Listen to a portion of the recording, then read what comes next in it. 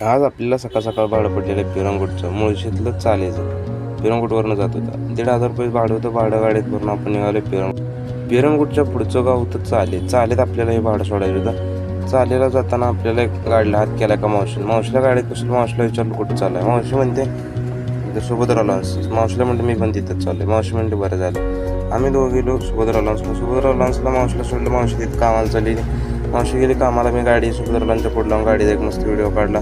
गाडी खाली झाली. आता आपण चालली माघारी जाताना मुळा नदीच्या ब्रिजवर गाडी लावून आपण चांगलं मस्त फोटो व्हिडिओ शूट करलो.